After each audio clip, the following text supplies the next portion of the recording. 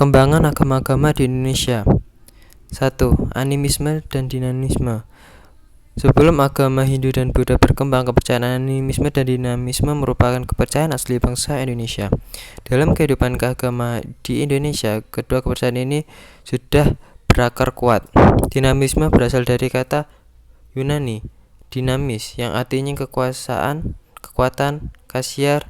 Dinamisme adalah kepercayaan kepada satu daya kekuatan atau kekuatan yang keramat dan tidak berpribadian yang dianggap halus dan berjasad, semacam benih pusaka keramat yang dapat dimiliki maupun tidak dimiliki. Bukti-bukti mengenai adanya praktek kepercayaan ini terlihat dari hasil penggalian kuburan-kuburan kuno beberapa tempat di Indonesia seperti Bali, Kalimantan, dan Jawa. Hindu. Agama Hindu di Indonesia adalah agama rakyat yang sejak zaman dahulu belum pernah mendapat penerangan yang lengkap, sehingga berakibat mereka menyebut dirinya agama dengan macam-macam nama berdasarkan kepercayaan objek seperti agama Wisnu, agama Indra, agama Brahma, agama Jawi Wisnu, agama Hindu Bali, dan lain-lain, yang semuanya merupakan dasar agama yang sama. Namun dari berbagai catatan sejarah, agama Hindu pertama kali berkembang di India kira-kira pada tahun 2000 sampai 1000 Masehi. Agama ini dikembangkan oleh bangsa Arya. Mereka adalah kaum yang memisahkan diri dari bangsa Iran dan masuk ke India di bagian utara. Buddha. Kata Buddha terbentuk dari kata kerja Bud yang artinya bangun dari kesadaran dan keluar di tengah-tengah cahaya pemandangan yang indah. Buddha bukan nama yang melainkan gelar.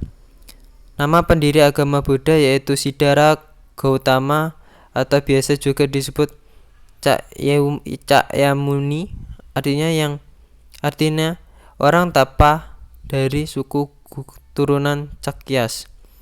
Ia adalah anak raja dari Sudodana di daerah Kapilawastu, negara Nepal sekarang, di lereng pegunungan Himalaya pada tahun 566 Masehi. Namun setelah dewasa ia memilih keluar dari istana dan pergi mengembangkan dan mencari pengetahuan batin.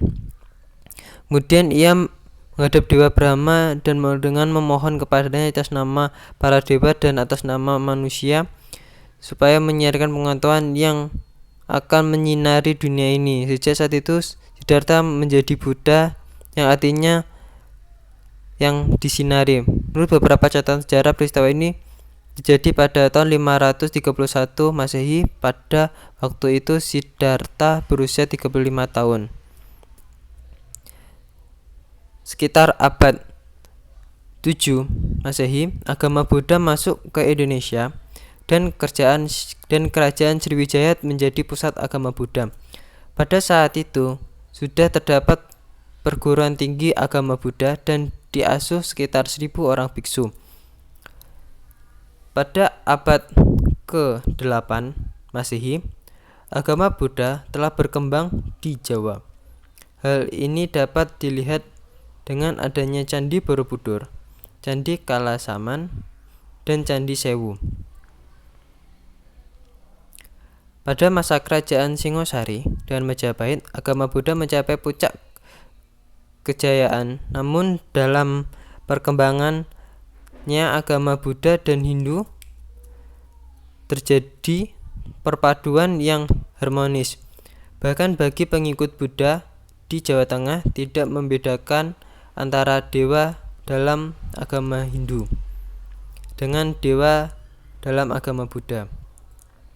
4. Islam. Islam adalah agama semawi atau langit yang diturunkan oleh Allah Subhanahu wa taala melalui utusannya. Muhammad SAW, yang ajaran-ajarannya terdapat dalam kitab suci Al-Quran yang dan suriah dalam bentuk perintah-perintah, larangan, petunjuk-petunjuk untuk kebaikan umat manusia, baik di dunia maupun di akhirat. Tidak ada catatan sejarah yang jelas mengenai kapan Islam mulai ada di Indonesia.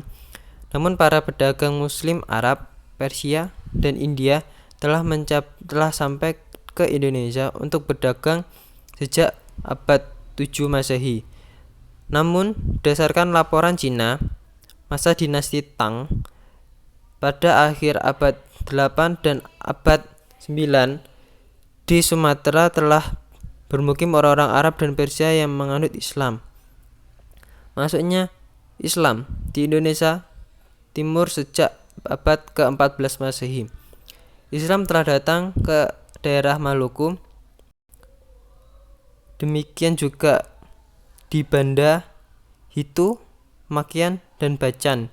Orang telah memeluk Islam sekitar tahun 1460 sampai 1465 Masehi. Islam masuk ke Maluku melalui pedagang, dakwah, dan perkawinan. Sekian dari saya. Wassalamualaikum warahmatullahi wabarakatuh.